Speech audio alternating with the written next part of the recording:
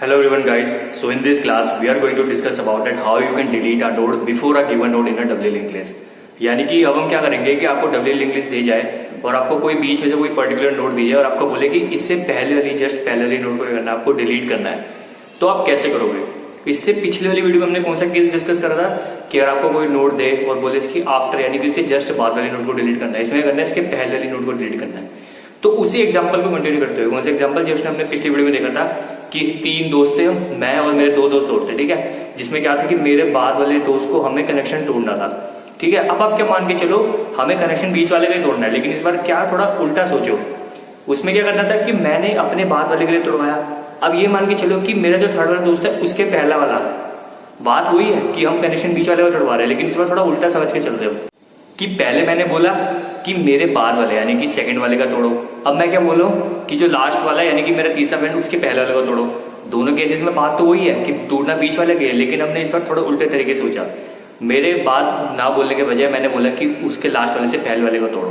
तो डिफरेंस क्या आ गया? डिफरेंस आ गया इसके तरीके का। किसका डिफरेंस आ गया? तरीके का। तो बिफोर एंड आफ्टर में बेसिकली ये डिफरेंस है, दोनों में सेम कंसेप्ट है कि आप ये मान के चलो कि इसके बाद वाले का ढूंढना है, मान के चलो इसके पहले वाले का ढूंढना है। दोनों तरीके से सिमिलर सोचा जाए तो तरीका एक ही है, लेकिन डिफरेंस क्या आ जाता है दोनों के एल्गोरिदम में। किसमें डिफरेंस आ रहा है? दोनों के एल्गोरिदम में। तो डिफरेंस कहाँ पे आएगा? दोनों के एल्गोरिदम में डिफरेंस आएगा। इसलिए हम इस वीडियो में कौन सा केस देखेंगे कि अगर आपको कोई नोड दे दी जाए और उससे पहले वाली नोड को आपको डिलीट करना है, तो आप कैसे करोगे, इसकी अगेन रिप्रेजेंटेशन देखेंगे हम और एल्गोरिदम को अच्छे से एक्सप्लेन करेंगे, जिससे कंसेप्ट हमें क्लियर हो जाए। तो चलिए स्टार्ट करते हैं। So guys let's discuss delete the node before a given node from W link list. यानी कि डब्ल्यू लिंक लिस्ट में अगर आपको कोई गिवन नोड हो और उससे पहले वाली नोड को डिलीट करना हो, तो आप कैसे डिलीट करोगे डब्ल्यू लिंक लिस्ट के अंदर, ठीक है। तो सबसे पहले मैंने मान के चला कि मेरे पास ये डब्ल्यू लिंक लिस्ट है। डब्ल्यू लिंक लिस्ट कैसे है? क्योंकि हर एक नोड के 3-3 पार्ट है और हर एक नोड के बीच में 2-2 कनेक्शन है, ठीक है, यानी कि 2-2 लिंक्स हैं। तो ये डब्ल्यू लिंक लिस्ट हो गया और start pointer initially first node को पॉइंट करते हैं, तो हमें पता ही है। अब सपोज करो मान के चलो जो आपको गिवन नोड दी गई है वो क्या है? ये वाली नोड है। क्या है? ये वाली नोड, जिसमें आपका डेटा पार्ट क्या है? बेसिकली 30 है। क्या है? 30। और आपको बोला है कि इसकी बिफोर वाली नोड, इसकी बिफोर वाली नोड कौन सी हो गई? ये वाली नोड। इसको मुझे क्या करना है? डिलीट करना है। क्या करना है? इसको मुझे डिलीट करना है, ठीक है। तो मैं कैसे करूंगा? देखो बहुत सिंपल कंसेप्ट है। जैसे हमने आफ्टर में सोचा था ना, आफ्टर में क्या था कि सपोज करो मान के चलो आपको ये नोड दे रही थी, ठीक है, और आपको बोला कि इसके बाद वाली नोड को डिलीट करना है, तब भी आप क्या कर रहे थे?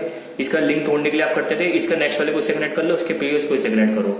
बिल्कुल सेम कंसेप्ट इसमें ही है कि अगर आपको इससे पहले वाले को डिलीट करना है तो क्या करना है?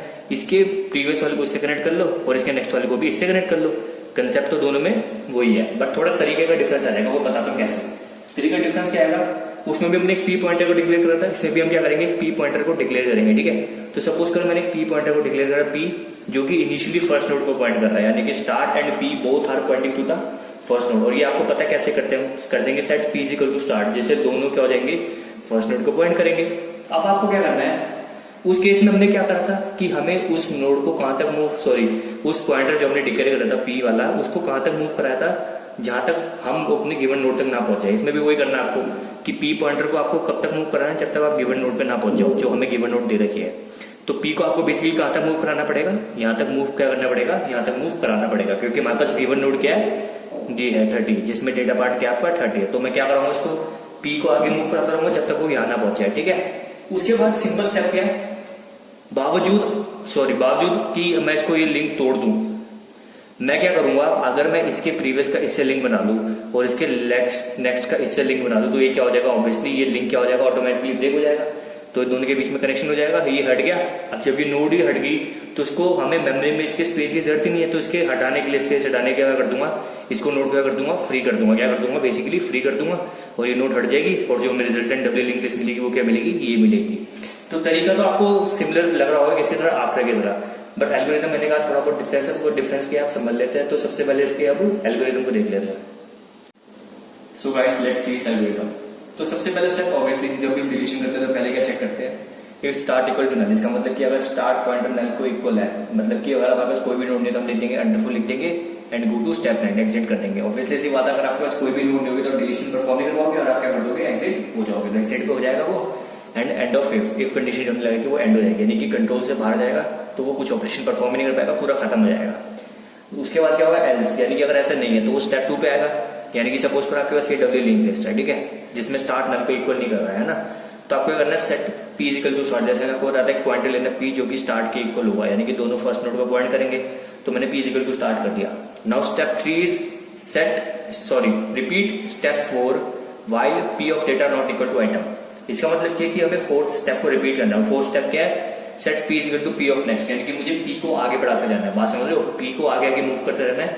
कब तक लिखा ना, while p of data not equal to item. अब इधर आइटम क्या है कि जो हमारे पास गिवन नोड है उसमें जो डेटा वैल्यू है ना, अब गिवन नोड क्या हमारी 30 है, तो इसमें डेटा वैल्यू क्या है 30, ठीक है। डेटा वैल्यू 30 है, तो मतलब आइटम क्या होगी हमारी 30। और पी ऑफ डेटा का मतलब क्या होगा मैं बताता हूँ। पहले पी ऑफ डेटा देखो 20 है, तो चेक करेगा कि 20 के 30 के इक्वल है, नहीं, तो पी आगे मूव करेगा। फिर देखा पी ऑफ डेटा क्या है 10, क्या 10 30 के इक्वल है, नहीं, फिर पी आगे मूव करेगा, फिर पी यहाँ पे आ जाएगा। फिर देखेगा पी क्या जो 40 है, डेटा आइटम 40 वो 30 के इक्वल है, नहीं, तो पी फिर आगे मूव करेगा, पी यहाँ पे आ जाएगा। फिर देखेगा कि पी का जो आइटम है डेटा है 30, क्या वो 30 के इक्वल है, यस वो 30 के इक्वल है। तो उस केस में क्या होगा, एंड ऑफ लूप हो जाएगा। क्या हो जाएगा, एंड ऑफ लूप हो जाएगा, यानी कि लूप वहीं पे खत्म हो जाएगा एंड पी पॉइंटर हमारा यहाँ पे आ जाएगा। अब आपको क्या करना है, अब आपको इस नोड को, यानी कि इसकी जो प्रीवियस नोड है, जो पी नोड की जो प्रीवियस वाली नोड है, उसको रिप्रेजेंट करने के लिए मैंने एक और पॉइंटर ले लिया। क्या ले लिया, एक और पॉइंटर ले लिया क्यू। तो मैंने इसको कैसे रिप्रेजेंट कर रहा हूँ, set Q is equal to P of P R EV. P R EV तो पता है आपको प्रीवियस, यानी कि मैंने क्या कर दिया बेसिकली क्यू को क्या कर दिया P of P R EV कर दिया, यानी कि पी का पी आर ईवी की ईवी मतलब क्या हो गया, इस नोड की बात कर रहा है, क्योंकि अगर पी नोड ये है तो पी का पी आर ईवी मतलब क्या हो, इसकी प्रीवियस नोड, तो ये क्या हो जाएगी इसकी प्रीवियस नोड, और उसको मैंने क्या कर दिया क्यू के इक्वल कर दिया। किसके इक्वल कर दिया, क्यू के इक्वल कर दिया। जिससे होगा क्या कि क्यू जो नोड है वो क्या रिप्रेजेंट करेगी, अब ये रिप्रेजेंट करेगी, यानी कि 40 जिसमें डेटा आइटम है वो क्या रिप्रेजेंट करेगी, क्यू नोड रिप्रेजेंट करेगी। अब क्या करना है, आप ध्यान से देखो, स्टेप 6 क्या है, set Q of previous of next equal to P. इसको ध्यान से समझो एक एक स्टेप से। सबसे पहले चेक करो कि क्यू ऑफ प्रीवियस का मतलब क्या हुआ, कि क्यू नोड ये रही, इसका प्रीवियस, क्योंकि क्यू नोड तो ये है ना हमारे पास, तो क्यू का प्रीवियस क्या हुआ, ये वाली नोड, कौन सी नोड, ये वाली नोड। तो क्यू का प्रीवियस में इस नोड के पास जाएगा, फिर देखेगा उसका नेक्स्ट क्या, उसके बाद क्या है उसका नेक्स्ट, यानी कि क्यू का प्रीवियस मतलब ये वाली नोड और इसका नेक्स्ट मतलब कि इसका नेक्स्ट पॉइंटर। बात समझ रहे हो, क्यू ऑफ प्रीवियस का मतलब हुआ कि इससे पहले वाली नोड यानी कि ये वाली नोड और इसका नेक्स्ट, और इसका नेक्स्ट मतलब कि पॉइंटर टू द नेक्स्ट, वो किसके इक्वल है, वो इक्वल है पी के। यानी कि वो सिंपल ये कह रहा है कि इस वाली नोड का जो नेक्स्ट पॉइंटर है वो किससे लिंक कर रहा है, पी से लिंक कर रहा है, जो कि हमें करना भी था। मैंने कहा था ना अगर आपको लिंक करना है, यानी कि मतलब आपको ये गिवन नोड है, इससे पहले वाली नोड को डिलीट करना है, तो आप इसके लिंक्स मत तोड़ो, क्या करो इन दोनों नोड्स के बीच में कर दो लिंक्स बना दो, यानी कि इसके नेक्स्ट को इससे कनेक्ट कर दो और इसके प्रीवियस को इससे कनेक्ट कर दो। तो हमारा पहला लिंक बन गया कि मैंने इसके नेक्स्ट को इससे कनेक्ट कर दिया, जो कि हमने स्टेप 6 में देखा अभी कि मैंने इसके नेक्स्ट, इस नोड के नेक्स्ट वाले को मैंने पी से कनेक्ट कर दिया। अब हमारा एक लिंक रह गया, कौन सा लिंक रह गया, एक, कौन सा, कि पी नोड का जो प्रीवियस है अब मुझे इससे कनेक्ट करना पड़ेगा, इस नोड से। क्या करना पड़ेगा कि इस नोड का जो प्रीवियस पॉइंटर है उसको मैं अगर इस नोड से इक्वल कर दूं तो इसका प्रीवियस ही बन जाएगा, तो मतलब ये दो लिंक्स हो जाएंगे, ऑटोमेटिकली टूट जाएंगे। तो उसके लिए मैं क्या करूंगा, स्टेप 7 देखो, set P of P R EV is equal to Q of P R EV. इसका मतलब हुआ कि P of P R EV मतलब क्या हुआ कि पी नोड का पी आर ईवी यानी कि पॉइंटर टू द प्रीवियस। बात समझ रहे हो कि पी नोड का पॉइंटर टू द प्रीवियस किसके इक्वल कर दिया मैंने, Q of P R EV. Q node ये था तो इसका पी आर ईवी मतलब क्या हुआ, की वाली नोड की बात कर रहा है, क्योंकि क्यू नोड अगर ये है तो Q of P R EV मतलब की वाली नोड हुआ, यानी कि मैं पी के प्रीवियस पॉइंटर को ऑटोमेटिकली क्या कर रहा हूं, इसके इक्वल कर रहा हूं इस स्टेप के अंदर। ध्यान से देखो कि P of P R EV मतलब हुआ कि इसका previous pointer equal to Q of P R EV मतलब क्या हुआ कि ये वाली नोड, यानी कि मैंने पी के प्रीवियस पॉइंटर को इस नोड के इक्वल कर दिया, यानी कि हमारा दूसरा लिंक भी अब बन गया। तो इसलिए क्या हुआ, नेक्स्ट भी बन गया और प्रीवियस भी बन गया, तो इससे ऑटोमेटिकली ये दोनों लिंक्स टूट गए। जब ये दोनों लिंक्स टूट गए तो हम क्या करेंगे, फ्री कर देंगे क्यू को, क्योंकि क्यू अभी इसको पॉइंट कर रहा है ये वाली नोड को। जब हमारे ये वाली नोड का कोई लिंक का काम ही नहीं है, यानी कि कोई लिंक ही नहीं है, तो हमें इसको मेमोरी में करने की जरूरत ही नहीं है, फालतू में क्यों स्पेस बढ़ाए। इस पूरे नोड के स्पेस को हम क्या कर देते हैं, हटा देते हैं। तो मैंने क्या कर दिया, फ्री कर दिया क्यू को, जिससे इसका स्पेस हट जाएगा, यानी कि पूरी नोड डिलीट हो जाएगी मेमोरी के अंदर से।